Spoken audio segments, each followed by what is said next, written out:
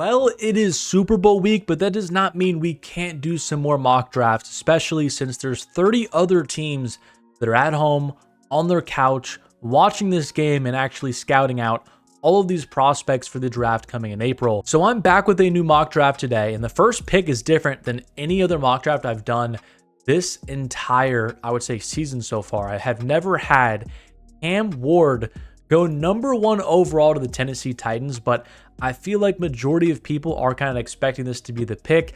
I know the VP of operations for the Titans came out and said in his presser, they're not going to pass on a generational player. Many people were kind of considering that to be Travis Hunter, but we don't really know, what they're truly meaning by a generational player. They could view Cam Ward in that lens. They could view Abdul Carter in that lens. Like, we don't exactly know what the Titans organization and their scouting department is viewing as a quote-unquote generational player. And also, you have to take it with a grain of salt about what these GMs and organizations say when it's kind of the off season, because it's always filled with smoke screens and all that. So I do think Cam Ward just makes the most logistical sense here. The Titans, they do not have a quarterback on the roster. Will Levis probably would be a bottom 3 starter if he once again was the week 1 starter for the Titans. I think you also have to consider that their head coach is an offensive mind. Brian Callahan, coming from the Cincinnati Bengals, I don't think that he's going to want to waste another season with like a lame duck quarterback. That just doesn't make a lot of sense. So I think he's going to kind of push for his guy. And I think ultimately that's going to be Cam Ward. Now, Ward is a very interesting prospect because I do think he has some good physical talent. His arm strength is pretty good. He can play off script a ton. That's probably the best thing that he does actually is play make behind the line of scrimmage, juke out a couple of defenders, throw a pass down the field. That is his strength. Where he has to improve is playing in the confines and structure of the offense. Being able to stay in the pocket, scan the field, and on a down-to-down basis, be able to complete passes. That is what we have to see from Cam Ward to reach his full potential at the NFL level. Some players, they can work on that. Some players, they can have that developed into their game, and others, they can't. So I think that's going to be a key for him at the next level, is being able to include that into his game. That happens, he could be a very, very good player. So I'm going to go with the Tennessee Titans here, having Cam Ward be their quarterback moving forward. Now, the Browns at pick number 2, Abdul Carter has been kind of my go-to here, especially after Myles Garrett requested a trade. You trade Garrett, get a bunch of capital back, and then get a very, very good pass rushing prospect in Abdul Carter to kind of replace him. That makes a lot of sense to me. But I did see something on Twitter, I think a couple days ago, with Browns fans kind of rallying behind Shedeur Sanders. And then Deion Sanders Jr., I think that's just Shedeur's, older brother, I believe. He basically said, Cleveland has spoken. Kind of putting it out there saying like, hey, maybe we're okay with Shedeur going to Cleveland if that is who ends up selecting him. So I'm going to go Shedeur Sanders here to the Browns. I don't think I've had this fit either. And Sanders is a pretty polarizing prospect as well. If you just take his physical traits and talent in a vacuum, they're not great. He's probably going to have an average to below average NFL arm. He's not super athletic. I would say he's more athletic than players like Tua. I would say he can move better than him. Jared Goff. Some of the strictly pocket guys, I think Shedeur can move better than those guys, but definitely not like known for his athleticism. But the way he's going to become a good NFL quarterback is staying in the pocket and using timing, accuracy, anticipation. We've seen that across the league with some other quarterbacks that have come out in recent memory. And you can get yourself into trouble taking those types of talents this early in the draft. But I think I'm higher on Shedeur than most people are. I just don't really see a world where he's just a bad player. I just feel like with his pedigree and how hard he's going to work and how Deion's going to kind of push him, give him advice on how to go about being an NFL player, I just find it very hard to believe that a highly touted son of one of the best players in NFL history is going to be a bad player. I just can't really see that happening. And now the New York Giants are in an interesting position because they are very desperate for a quarterback. Are they going to be crazy and reach for Jackson Dart, who's been the new media darling this year for one of the rising quarterbacks? No, I don't think the Giants are going to do something crazy like that. But I do think they're going to have their pick at Travis Hunter or Abdul Carter. And I think you got to go Travis Hunter because of just the pass rush the Giants already have. They traded a ton of assets last offseason for Brian Burns, paid him a huge contract. They even drafted Kayvon Thibodeau, inside, I think, the top 5 not too long ago either. So why would you spend another top 3 pick on a pass rusher when you have that much invested into the position already? I don't know. I feel like you just take the blue chip, very unicorn-like talent in Travis Hunter. He can play cornerback. He can play wide receiver. And I think if the draft ended up falling this way with both of the top quarterbacks going to the Tennessee Titans and the Cleveland Browns, I think the Giants would take Hunter. And then the New England Patriots with pick number 4, I think they're going to go Abdul Carter because they just want to take the best player on the board and they need all the blue chip talent that they can get. And Carter this year really helped out his stock. He became a full-time pass rusher in the past in his first couple of years at Penn State. He also played off-ball linebacker, but this year he played solely on the defensive line, and we saw how much of a beast he is. I mean, even in the playoffs, just wrecking some of the top teams in the country. I don't think you put Carter on like Myles Garrett's level or like Nick Bosa when he came out of Ohio State, but I think Carter is a very, very good prospect, and the Patriots would be so happy to get him. I know Patriots fans probably want a wide receiver here or some help on the offensive line for Drake May. But if you can get your hands on this type of pass rushing prospect, when that's one of the most important elements of winning football games, your quarterback, who's protecting your quarterback, and who's going after the quarterback. If you can get Carter here, who has the potential to develop into being one of the best pass rushers in the league, you just cannot simply skip on that. Now the Jaguars at pick number 5. I've had this a lot, and I think I really like this selection and fit of Mason Graham going to Jacksonville. I do think they need help in the secondary, but Will Johnson, do you really want to take him in the top 5? I do think he's a really good overall cornerback prospect, but there have been some questions about his top end speed and athleticism. And then you couple that with the injuries he dealt with this year at Michigan, missing majority of the season. I just don't know if a team would want to take that inside the top 5. Maybe I'm wrong, but I think you can never go wrong taking players in the trenches. And Mason Graham, kind of similar to Abdul Carter in terms of a prospect, I just cannot see Mason Graham being a bad player. In the run game and the pass game, he's got good size, good explosiveness, and he's going to be an instant impact starter, I believe, right away. And Jacksonville Jaguars kind of just need talent. They have some good pass rushers on the outside, Joshua Hines-Allen, Trayvon Walker. Want to get somebody in the interior to help with that run defense and even be able to push the pocket a little bit. So I'm going to have Mason Graham here go to Jacksonville. And the Raiders at pick number 6 have an entirely new regime now, Pete Carroll as their new head coach. There's not a quarterback for them to take. So I'm going to go Teteroa McMillan. I had this, I think, a couple of mocks ago. And Raider fans were, I think they were kind of iffy about this split on this decision.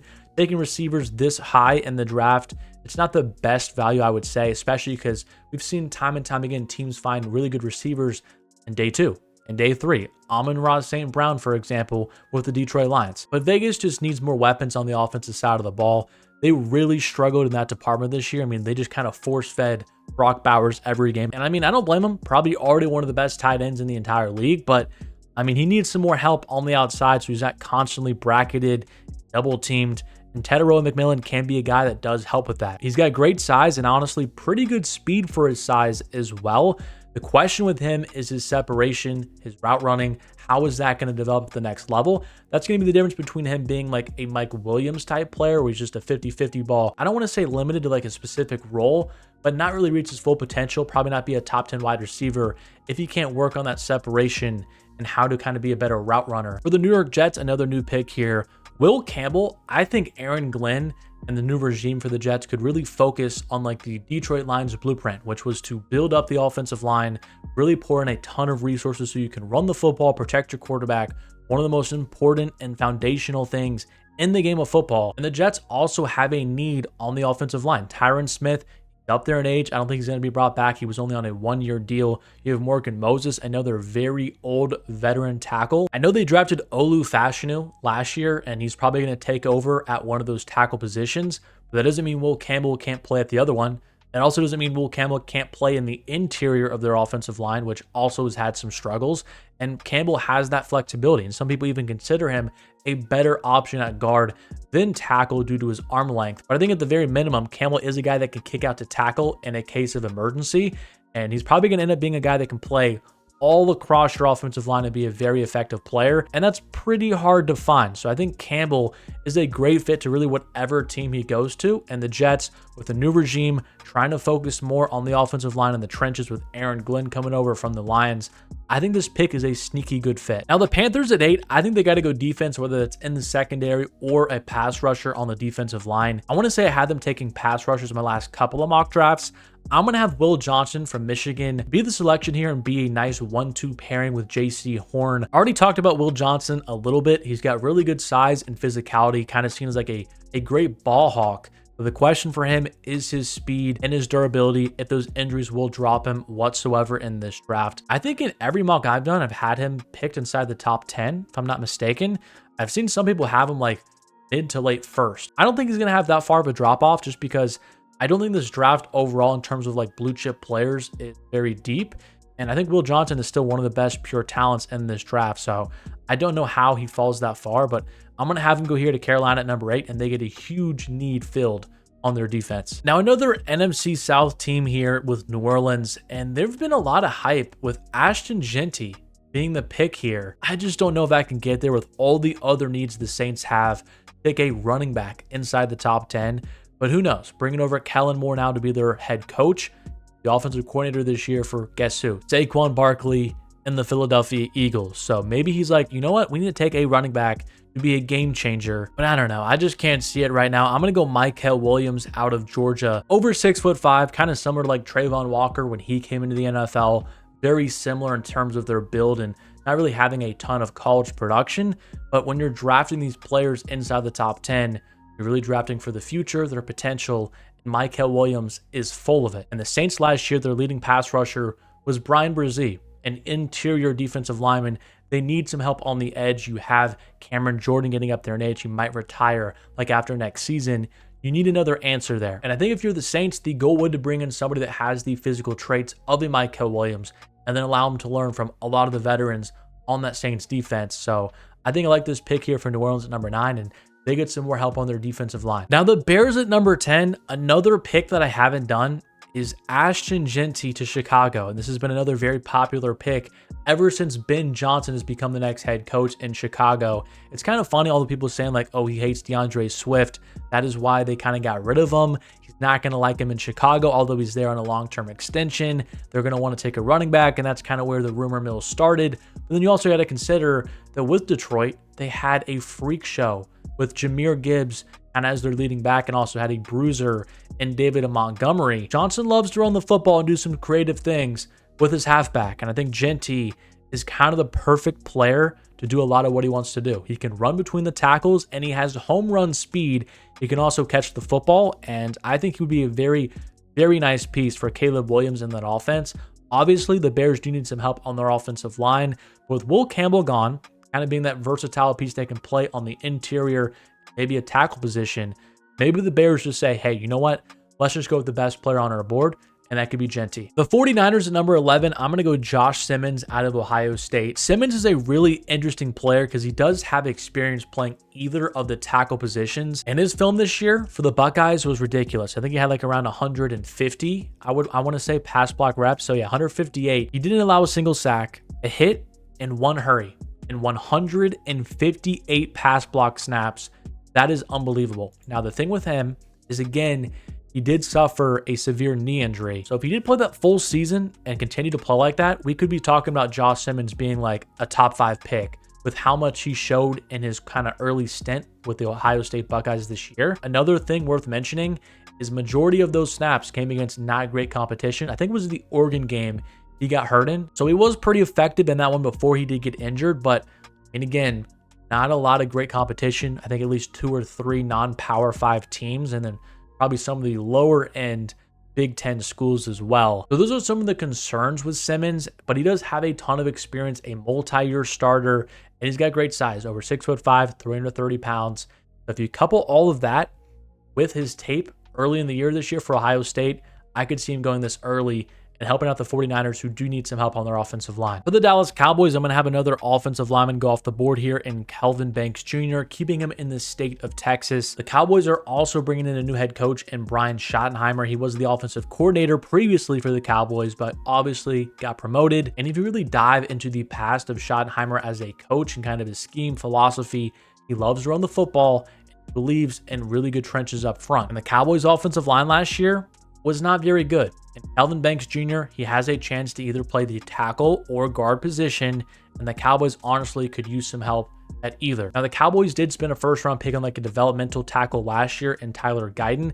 I don't know what they're saying internally about him, if they are comfortable with him holding down a position guaranteed in year number 2. I assume they would like to at least give him the first shot to play either one of those tackle positions, but Kelvin Banks, like I said, can slide into a guard position and just be another asset on the offensive line. If the Cowboys are serious about building up the trenches and running the football, I think the first step in doing that is getting another really good prospect in Banks to help that out. The Dolphins here at 13, I'm going to go Walter Nolan out of Ole Miss. I don't think I've had this pick yet. Nolan had a really good week at the Senior Bowl. Actually really helped out his stock from everything that I saw. And he's just a very explosive player in the interior of your defensive line. And rush the passer, had 6 sacks last year in the SEC. And he has been effective against the run as well. I would say a little bit undersized. He sometimes can get moved in the run game a little bit, but his quickness and explosiveness does help make up for that. And for the Dolphins, they let go of Christian Wilkins. They brought in Calais Campbell as his replacement, and he's 38, and he's not going to be on the team next year. And a big reason why the Dolphins struggled this past year was the trenches. Their offensive line was not good. Their defensive line struggled and was inconsistent as well. And preferably for the Dolphins, you would want to take an offensive lineman here, but with Banks and Simmons and Campbell off the board, it's kind of a tough spot for you here with pick number 13. I don't think you'd want to take a pure guard and take like Tyler Booker. I just don't think the Dolphins would take a pure guard here. That really hasn't been the philosophy that Chris Greer has had as the general manager for the last like 6 or 7 years. And since Mike McDaniels even arrived, they've kind of shifted even further away from taking offensive linemen early in the draft. The Colts at 14, I feel like 99% of people have Tyler Warren going here. I'm just not going to do that this time around. I'm going to have Malachi Starks be the pick for the Colts. Kind of an equally important need because their secondary outside of Kenny Moore is pretty rough. And Starks, I've been really outspoken about how good he is. I do think he's one of the best players in this draft, but due to positional value, he's probably not going to go as soon as he should. I compare him a lot to Brian Branch. He's a very physical player. He can play in the box. He can be middle field safety for you. And I think he can also play that nickel spot where he is guarding like slot receivers, tight ends, just kind of that chess piece in the back end of your defense. And I do think he can kind of revamp an entire secondary around him, and the Colts, they really could use that for their defense. They got rid of Gus Bradley. They brought in Lou Amaruno as their new defensive coordinator, and he loves to send exotic blitzes. And Starks would be a really fun player for him to utilize either with those blitzes or kind of just switching up coverages in the back end. I think Starks would be a really good fit in Indianapolis. Now, the Atlanta Falcons at number 15, I'm going to give them another weapon. I'm just kidding. We're not going to go Tyler Warren. We're going to go on the defensive line because the Falcons have just refused to address this position. I would say the last like 2 seasons when it's been one of the weaker units in the league. Let's go Shamar Stewart out of Texas A&M. Kind of a more complete player, I would say, than James Pierce and Mike Green. And for the Falcons who do need like full-time players to be on their edge, I think Stewart fits that prototype early on because Pierce and Green are kind of more, I would say, situational pass rushers. As soon as they enter the league, they're going to have to learn how to play against the run a little bit better. And for the Falcons, I don't think they have the luxury at this point to take kind of a situational pass rusher when they just have such a weak edge unit. Now, Shamar Stewart, I don't want to act like he's some polished player. He does have a lot to improve on. He has struggled at times to really finish plays and actually register sacks. But in terms of getting to the passer, being good against the run, I think Stewart can come in right away and just at least provide that for the Falcons while they try and develop the rest of his game. Now, the Cardinals at 16, I'm going to go Jahdae Barron out of Texas, the Jim Thorpe winner this past year, which is the nation's best defensive back. The Cardinals secondary is pretty rough outside of Budda Baker. They allowed the highest completion percentage out of any team in the league last year. And they are a team that could go a number of different positions. I think the offensive line makes sense. They could get a pass rusher as well, maybe James Pierce Jr. But Barron is a very physical player that has a lot of really good instincts. And I think for the Cardinals at this point, you're just trying to get the best player you can because I think they are kind of starving for just any talent that they can get. And Barron is a guy that has really helped his stock out a lot. And I've even seen people have him maybe even ahead of Will Johnson as cornerback 2. I'm not going to go that far, but I do think Barron had a really impressive season for Texas. And Arizona is looking for a true cornerback 1. And if they are going to take the next step as a team, they got to be better against the pass. And so I think Barron here makes a lot of sense to Arizona. The Bengals at 17. I'm getting kind of some intrusive thoughts here. And you know what?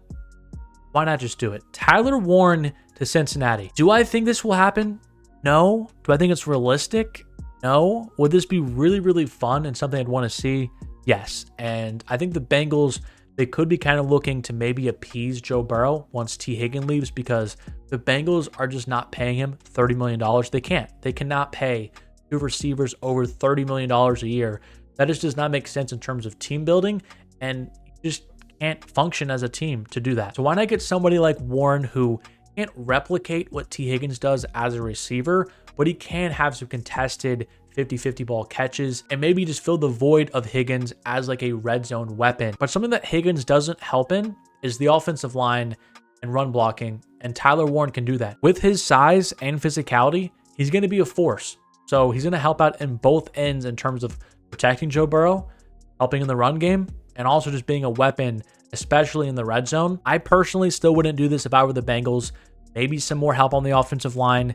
Definitely could use some help on defense. But if Tyler Warren is here, and how could you pass on that? In Seattle at 18, I think I might have had this last mock, but Armand Membo, he just makes so much sense here. A guy that has 3 full seasons starting at tackle, and Seattle could just use some help anywhere across their offensive line.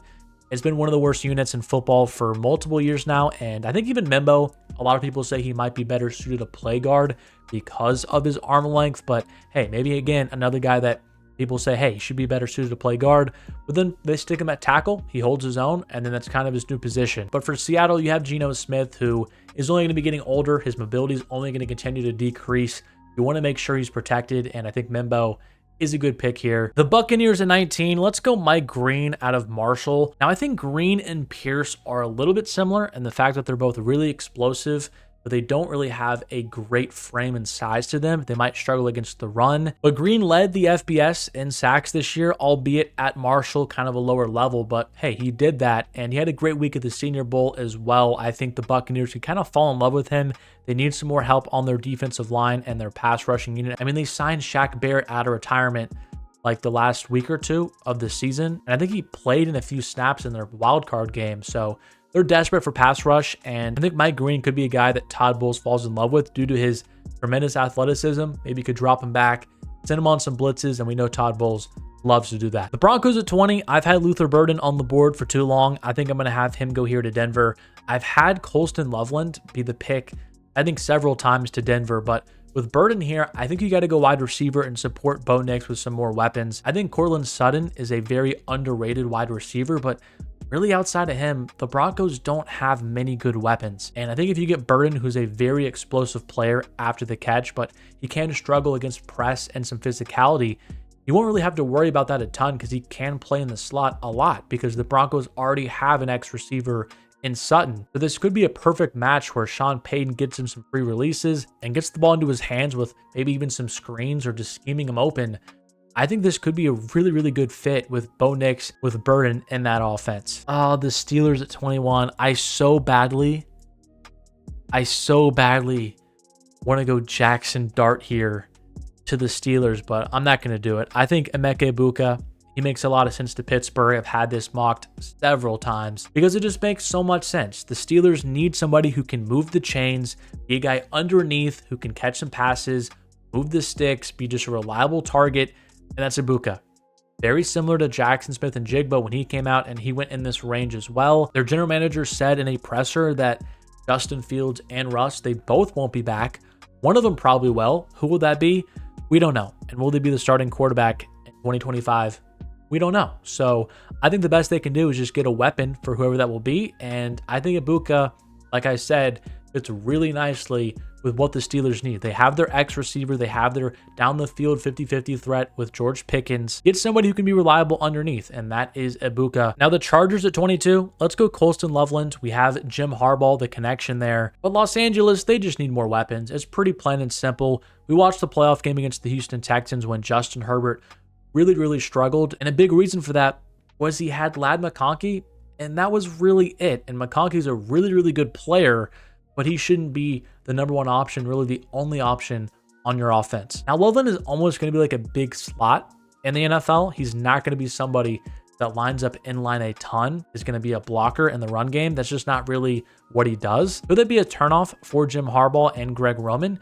Potentially. But Jim Harbaugh also did recruit Loveland, so he was kind of aware of those weaknesses and strengths when he went after him the first time. So I think he will still make it work in his offense and just get Herbert another weapon. For the Green Bay Packers at pick number 23, let's go Kenneth Grant out of Michigan. The interior of their defensive line has really been struggling. Kenny Clark, he had a pretty down year this year for Green Bay, and really outside of him, they don't have much on the interior. I know Devontae Wyatt was a former first-round pick, but he's been a pretty up-and-down player in his first few years with Green Bay. And Brian Gutekunst in his past has really focused on the trenches, and I think he could do it again here and get some more help for the interior, kind of beef up that unit with Grant. The Minnesota Vikings at pick number 24. I think I had this mocked like in the middle of the season, kind of like the first mock I did this year. Amarian Hampton. Let's do that again and have him go to Minnesota. Aaron Jones, his future with the team is up in the air, and regardless, he's up there in age, has been dealing with some injuries the past couple of years. And the Vikings are likely going to be having a quote-unquote rookie quarterback step into the fold this year. And how do you help out a young quarterback? It's with the run. And I know Kevin O'Connell loves to pass the ball, maybe a little bit too much sometimes. And if you have not seen some highlights of Amarian Hampton, I would go look him up. I mean, he's got some beast mode Marshawn Lynch type of clips in his college tenure, and I think the Vikings could use that type of running back in between the tackles and provide a little bit more balance to their offense. The Texans at 25, let's go Gray Zabel out of North Dakota State. He's a guy that has experience playing tackle or guard. I mean, I've said that I feel like for almost every single one of these offensive linemen I had go off the board. But Zabel is another guy that people talk about maybe being better suited to play in the interior. And for the Texans, that's kind of what they need. I think I had Tyler Booker go here in my last one. I just want to change it up a little bit. But Booker, you're solely drafting him to play the guard position, where Zabel, he might be able to play tackle. I mean, it's kind of to be seen. But the Texans do have some flexibility with Titus Howard if they do want to play him at guard or tackle. And so they can kind of mix and match him and Zabel and kind of see what fits the best. But I think the overall point here is just getting some more offensive line help for CJ Stroud, who led the league in sacks this year. That just cannot happen again. The Rams at 26. Let's go another offensive tackle here in Josh Connerly out of Oregon. A guy that has been a multi-year starter, has a ton of experience. Again, I feel like I've said that multiple times in this video, but it's true. I mean, take a look at his reps over the course of the last 3 years. I mean, that's a ton. And even this year for Oregon was honestly pretty good. Only allowed 1 sack in 521 pass block attempts. You can't find much better than that. And the Rams, while they still have Matthew Stafford, it should be all about protecting him, and they do have some question marks with both of their tackles if they're going to be a part of the team long term. And so getting Connerly, that gives them some flexibility to move on from one of those tackle players, or even have some insurance if they get hurt, because the Rams dealt with a ton of injuries on their O-line this past season. So you can never go wrong with adding another player into the mix that does have some fairly good potential. The Ravens at 27, James Pierce Jr. I've had him kind of remain on the board because I really like this fit with Baltimore. I want to say I saw it on Twitter. I think Brett Coleman, I'm pretty sure a lot of you guys are familiar with him, kind of a pillar in the NFL kind of community. He mentioned that Pierce would be a really good scheme fit with the Ravens because they do kind of like this Swiss Army knife type of pass rusher we see with Kyle Van Noy, where he's not really a traditional just 3-down defensive lineman. He's got a unique role, and James Pierce kind of has that similar skill set, but I would say a much higher upside due to his athleticism and simply just his explosiveness off the ball. And the Ravens this past year, I mean, they had a fantastic roster, but one of the weaker spots on their team was their pass rush. And I don't think Kyle Van Noy should be the #1 pass rusher on a championship contender or a championship winning team. So I think getting some more pass rush help to help him out makes a lot of sense, and I think that is the direction that Baltimore will go. For the Lions at pick number 28, I'm going to go Tyleik Williams out of Ohio State. The Lions have a lot of questions about their defense heading into 2025. You have Aiden Hutchinson coming off of a shattered leg. You have Liam McNeil, the best player in the interior of their defensive line, coming off of an ACL injury he suffered pretty late in the season. I think bolstering up that defensive line is something that would be smart for them if they do want to remain as a championship contender. And Williams is a guy that I think really helped his stock in the playoffs. I mean, he was a force, I feel like, every single game. He's a pretty good blend of size and athleticism. I would say the biggest thing for him is inconsistency. We've seen some flashes of him being a pretty dominant player. And then there's other times where you're like, Where's Tyreek Williams? Is he even playing today? So that is something that he's going to have to work on, and probably why he's not being picked higher than number 28. And with the Lions picking here towards the end of the first round, I think it is worth taking a risk on a talent like that when they do have so much uncertainty on the defensive side of the ball. The Commanders at 29, I think they could use some help on their defensive line and their pass rush. And I'm going to go another Texas A&M player here, and Nick Gordon. Now, he's a pretty unique player because he has really good physical traits, and I would say he's a pretty powerful player. I would say where his questions lie is like his get off and bend off the edge. Like, he doesn't have a ton of flexibility to be like a speed rusher, but he does have a good spin move. It's kind of like his trademark, I would say, a pass rush move. And I think he could be a pretty effective like bull rusher as well due to his size and physicality right away. And for the Commanders, they need some more help with their pass rush. I think Jonathan Allen and Deron Payne is a good 1-2 punch on the interior, but they don't really have a lot of long-term, like really good options in terms of pass rushers. That's why the Commanders have been kind of a hot name to land Myles Garrett potentially if he does get traded. But I'm going to have them go Gordon here, who's a high upside pass rusher, but does need some development. And I think Dan Quinn is a coach that could get that out of him. The Bills at 30, I'm going to go Jalen Walker out of Georgia. I feel like a lot of people don't have him going this far, but he's just a very unique prospect because he doesn't fit like one position very well. Like, he's not a great pass rusher, just a permanent guy on the edge, playing every down there. That's not really what he did at Georgia. And then even as an off-ball linebacker, he didn't do that permanently at Georgia either. Like, he has strengths of playing both of those, but also some weaknesses because he's not the biggest guy to play on the edge. I mean, he's just 6'2", so you don't want him permanently playing there, but a really good skill set that he has is getting after the quarterback. And I think for the Bills and Sean McDermott's scheme specifically, he loves to kind of manipulate things in the back end of the defense. And if you have somebody like Jalen Walker who can drop back into coverage and then even come after the quarterback, be a really effective blitzer, that could be a very unique chess piece that Sean McDermott does have to utilize. And a big reason why the Bills have struggled in the postseason is their pass rush. They don't get enough heat on the quarterback, and I think Walker can help with that. But even their linebacking core wasn't great this year, and they do have some big decisions to make moving forward with like Matt Milano, who's getting up there in age a little bit. He's dealt with a lot of injuries. His contract is pretty hefty. So Walker can kind of fill maybe both of those holes on the defense and just be a unique player. So I'm going to have Walker go here to the Buffalo Bills. But Philly here at 31, let's go Tyler Booker out of Alabama. We know Howie Roseman, he loves taking either offensive lineman or defensive lineman in the first round.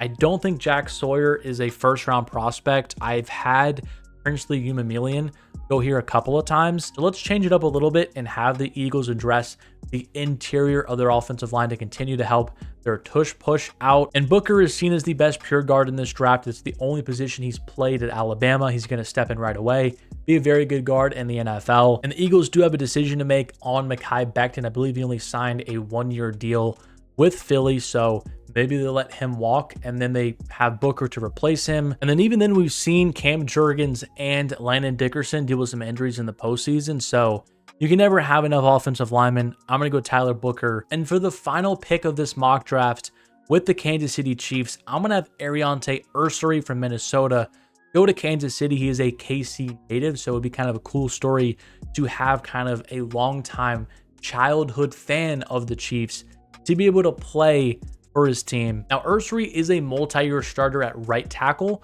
so he would preferably for the Chiefs play left tackle or somewhere in the interior. So that could end up being the deal breaker if the Chiefs don't feel like they can convert him to left tackle and be comfortable with having him there, because Juwan Taylor is their right tackle. He's on a pretty big contract. They can't just move on from him right this moment. But at the end of the day, Kansas City, they just need more help on their offensive line, and Ursary is a guy that has a ton of experience, a ready-made prospect, and could provide just an instant starter and finally solve some of the offensive line issues Kansas City has had. But that is it. Here is the final look at all 32 picks and yet another mock draft done in the books. Let me know in the comment section down below what you thought about this one. A lot of surprising and fun picks in this one. I always kind of like to switch it up, so let me know if you like any of these fits I had, like Tyler Warren, Cincinnati, having Ashton Genty go to Chicago. But let me know in the comment section down below what you thought about some of those fits, and also any advice or insight for mock drafts moving forward would be greatly appreciated.